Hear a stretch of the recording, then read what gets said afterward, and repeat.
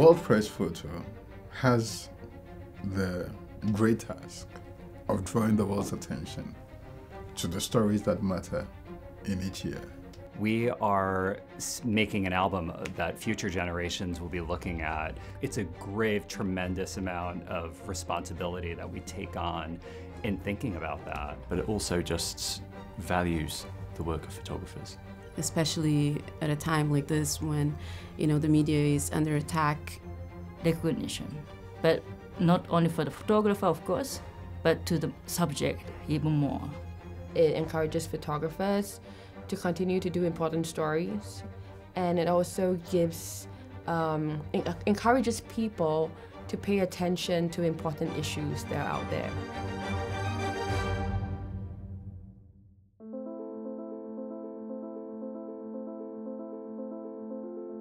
The rules say that the photographer is supposed to use great creativity and skill to capture a picture on one of the most important news issues of the year.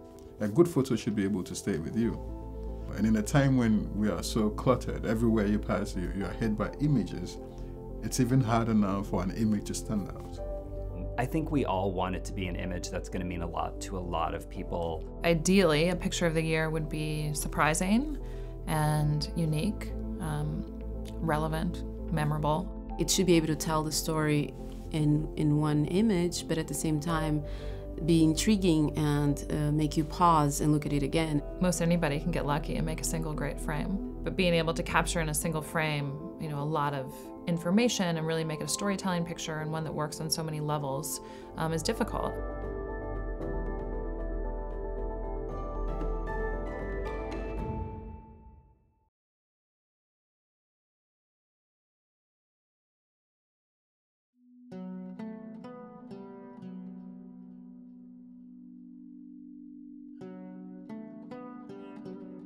The picture shows people who are recovering after a chemical attack. In a moment like this, people don't really understand what just happened. And I really feel like the photograph shows that. I like that the person in the middle of the photo was staring straight at the viewer. The subject is confronting you and breaking the wall, and you're forced to confront the situation in a very direct way. This photographer clearly, cares about the issue. There is a lot of empathy through the photographer's eyes, which kind of was translated out to us as a viewer.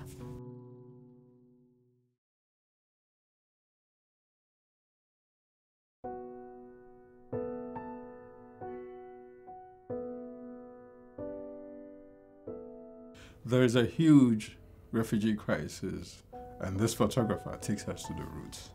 Like a background, you have kind of a graffiti on the wall.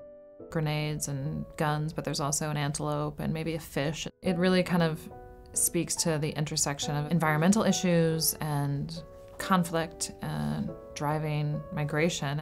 It's a quiet image that makes you think.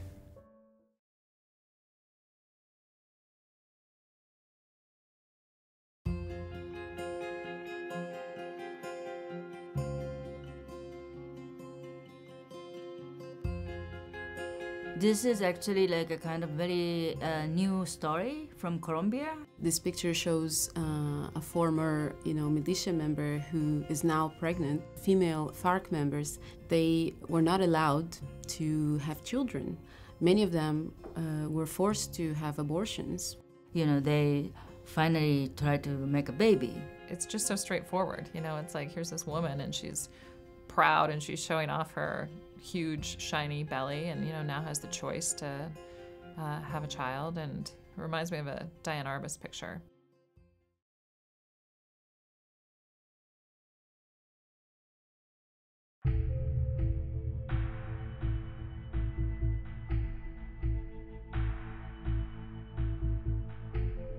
In the aftermath of the killing of Khashoggi, we had this big conversation around the press and the freedom of the press. It's a very dangerous time. We've seen some of the most powerful people in the world denigrate and totally disregard abuses and the disappearance of journalists. This picture captures the story in one shot. Your eye is drawn to the center of the frame. A man in suit, symbolically, he represents the system. He's trying to shut the media out. journalism and media, they should have power. So this is a very dangerous situation. I think most people don't realize how quickly the world will devolve into chaos if journalists stop doing their work. It is necessary to actually defend and support journalism.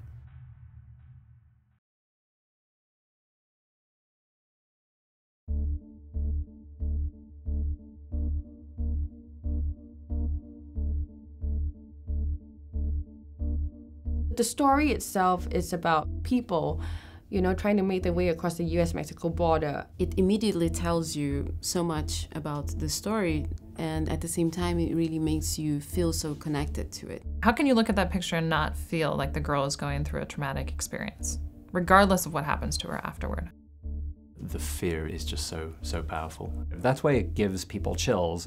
That's why I think it caused an uproar around the world this year. The details in the picture are interesting as well, from the gloves that the Border Patrol officer is wearing to the fact that the shoelaces have been removed. This picture shows a different kind of violence that's psychological. It is a shame to the world that people will treat people like that.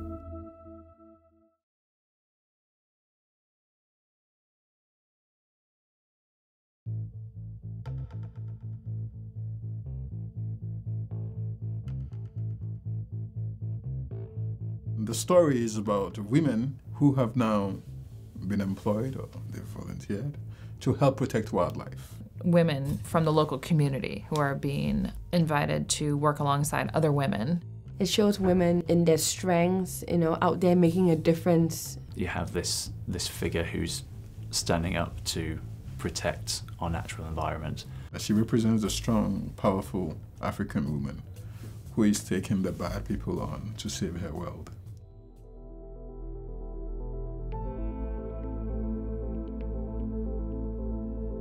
So when World Press announced they would also be awarding a Story of the Year, I was really happy because I think it reflects a really important piece of the industry. And I think it's an opportunity to highlight issues that not necessarily can be told in one photo. Our lives are complicated. Stories are complicated. And sometimes one photograph doesn't do a story justice enough. I think the Story of the Year allowed us to have more nuanced photography that had more breathing room and space to be a little bit more thoughtful, a little bit more careful in the way that we tell stories. For me, the strongest stories really stand out where the photographer has taken you on a journey.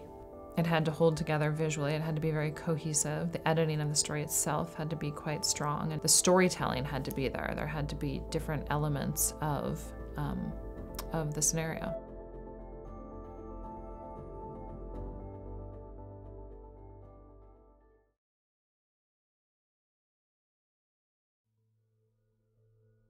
This story for us was just a really fresh take.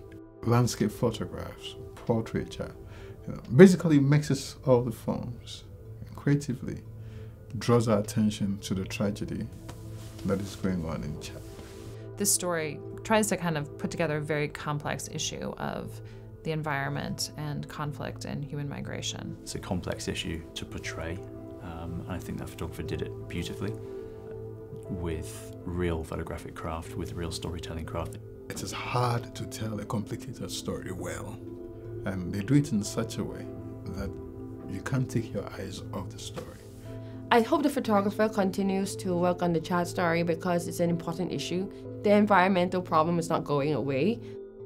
The pictures that I saw made me want to know more.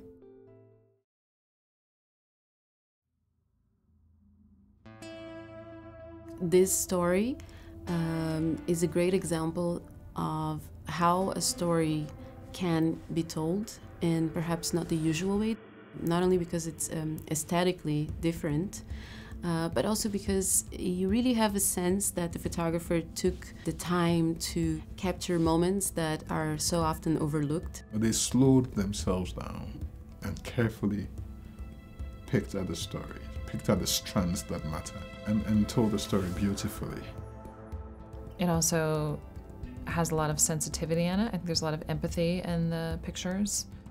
With such a high, like a sense of dignity, really tells me about the hope, what is hope really means. I like when photographers try to find humanity even in difficult situations. That touched me.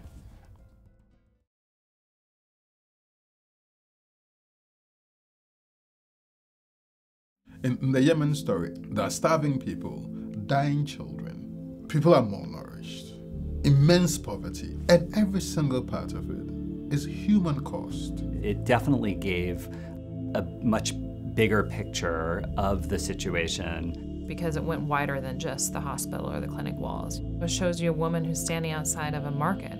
So there's food there, she just can't access it. The children are a central part of the story because they are the worst affected in the war in Yemen. And I really feel like this photographer showed empathy for the children that he was photographing in these very vulnerable situations. And it paints a very clear picture. It shows the human cost. And this photographer draws our mind to this story in a compelling way.